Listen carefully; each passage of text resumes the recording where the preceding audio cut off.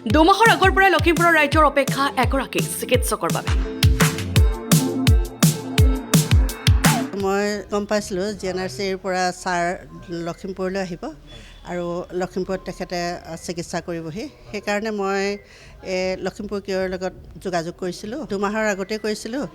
তাৰপিছতে তেখেতলোকে মোৰ এড্ৰেছ ৰাখি থৈছিলে। গুৱাহাটীৰ প্ৰখ্যাত নিউৰলজিষ্টগৰাকীক লখিমপুৰতে পাই সুখী এতিয়া বহু ৰোগী। অমৃত ৰঞ্জন বৰুৱা ছাৰক আমি বিচাৰিয়ে আছিলোঁ। মইতো গুৱাহাটী যাম বুলিয়ে ভাবি আছিলোঁ। এতিয়া গুৱাহাটী গ'লে কমেও 70,000 কমতো নহয়গৈ, কিন্তু আমি লখিমপুৰ ইয়াতে যে পাইছোঁ, ঘৰৰ কাষতে পাইছোঁ, খুবেই আনন্দিত হৈছোঁ, সুখী হৈছোঁ। প্ৰায় 20 বছৰতকৈও অধিক অভিজ্ঞতা সম্পন্ন চিকিৎসক ডাক্তৰ অমৃত ৰঞ্জন বৰুৱা এতিয়া উপস্থিত থাকিব লখিমপুৰ কিয়ৰত।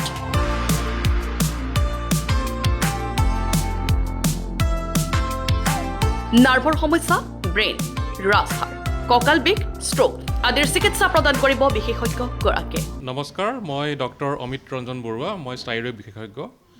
মই আহিছোঁ গুৱাহাটীৰ GNRC হস্পিটেলৰ তৰফৰ পৰা। এয়া মোৰ প্ৰথম ভিজিট এই লখিমপুৰলৈ, নৰ্থ লখিমপুৰলৈ। ইয়ালৈ আহিছোঁ কাৰণ আমাৰ হস্পিটেলত যথেষ্টখিনি লখিমপুৰৰ পৰা মানুহ যায়, ৰোগী যায়। আমি আমাৰ হস্পিটেলত তেখেতসকলক আমি চিকিৎসা প্ৰদান কৰোঁ। বিশেষকৈ তেখেতসকলৰ যিবিলাক সমস্যা নাৰ্ভজনিত বা স্নায়ুৰোগজনিত, যেনে ধৰক ষ্ট্ৰোক, ইপিলেপচি বা মৃগী ৰোগ, ঠিক তেনেকৈ নাৰ্ভৰ সমস্যা থাকে, হাত ভৰিৰ নাৰ্ভৰ সমস্যা থাকে। বিভিন্ন বেমাৰৰ উপসৰ্গ হিচাপে, লক্ষণ হিচাপে এই নাৰ্ভৰ সমস্যা কিছুমান দেখা দিয়ে। সেই সকলো বেমাৰীসকলক আমি চিকিৎসা প্ৰদান কৰিবলৈ বা তেনেধৰণৰ ৰোগীক আমি কেনেদৰে আমি সুস্থ কৰি তুলিব পাৰোঁ বা কেনেদৰে আমি তেখেতসকলক আৰোগ্য কৰিব পাৰোঁ বা কেনেদৰে তেখেতসকলক আমি ইয়াৰ নিদান বা বিধান আমি দিব পাৰোঁ, সেইকাৰণে আমি ইমান দূৰলৈ আমি এইবাৰ আহিছোঁ আমাৰ হস্পিটেলৰ ফালৰ পৰা, যাতে তেখেতসকলে সুফল পায়। বিশেষজ্ঞগৰাকীৰ ওচৰত প্ৰথম দিনাই চিকিৎসা গ্ৰহণ কৰিবলৈ আহিল লখিমপুৰৰ এই সকলো ৰোগী। ব্যৱহাৰত মই সন্তুষ্ট, যিহেতুকে তেখেতে মোক বুজাই দিছে যে বেমাৰটো ক'ৰ পৰা আৰম্ভ হৈছে আৰু কিমান দিন হ'ব লাগিব বা কিমান দিন মই ভুক্তভোগী হৈ থাকিব লাগিব, কি কৰিলে মই ভাল পাম, সেই কথাখিনিও তেখেতে বুজাই দিছে। গতিকে তেখেতৰ ব্যৱহাৰত মই সন্তুষ্ট। হয়, মই মাক দেখালোঁ আৰু মাৰ মানে এটা কি হৈছিলে, আজি 8 মাহমান হৈ গৈছে, পেৰালাইচিছ হৈছিলে।